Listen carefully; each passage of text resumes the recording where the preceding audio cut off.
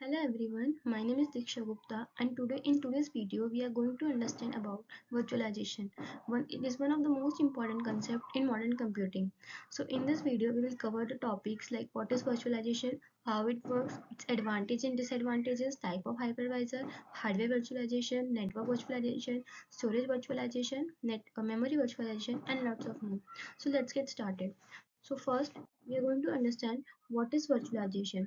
Virtualization is a technique that allows a single physical resources like computer, multiple servers or application to be shared by multiple users or multiple organizations, also called tenants.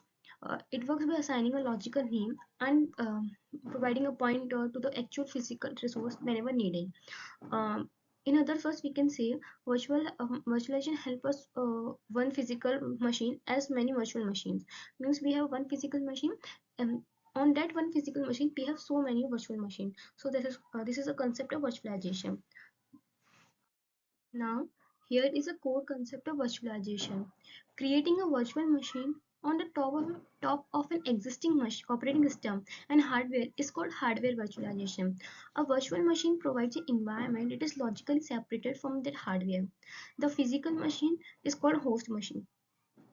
Means on the machine we are used to create a virtualization, that machine is known as a physical machine, and the virtual machine running on the top of it is called a guest machine.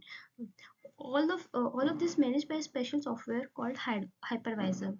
Now we are going to move on the advantages of virtualization. Here are few advantages of virtualization. First is better hardware utilization. It makes sure hardware resources are used efficiently.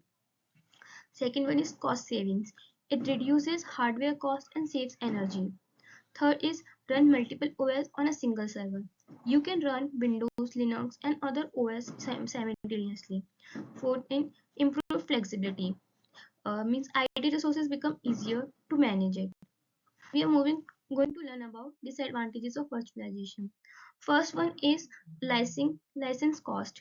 Means some virtualization platforms are expensive, so the cost may be increased.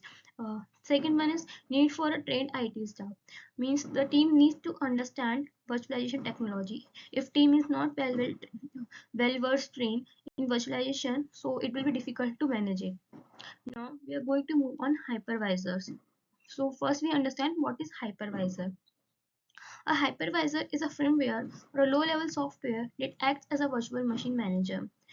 It sits between the hardware and operating system and controls how application access CPU, memory, and other resources. So this is a meaning of hypervisor. Now we are going to move on the types of hypervisor. First one is bare metal hypervisor. Works directly on the hardware. Does not require any host OS, for example Oracle VM. Second one is hosted hypervisor. Runs on the top of the host OS. Works like a normal application. For example, VirtualBox or Microsoft Hyper-V. Now we are going to learn about hardware virtualization types. So first one is full virtualization, second is emulation, third is para virtualization. In full virtualization, hardware is fully simulated. Means there is no need of guest OS. In emulations, virtual machines simulate hardwares. Guest OS is completely independent and no modification is required. In para-virtualization, hardware is not simulated. Guest OS work in isolated domains.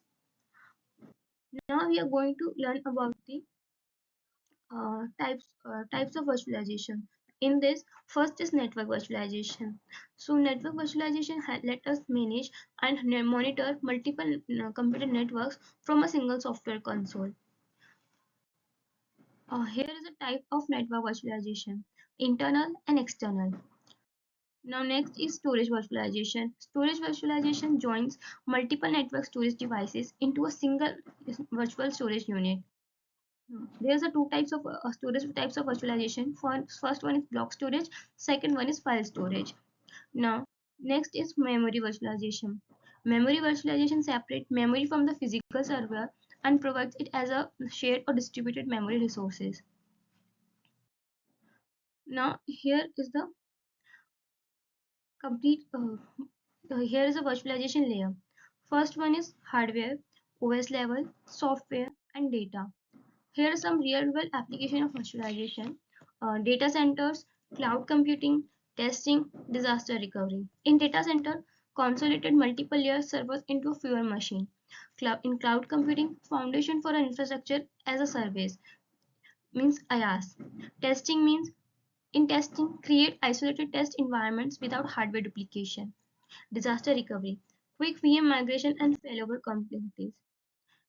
Here are some key takeaways. You can learn it, you can read it, and thank you for joining this video. Thank you.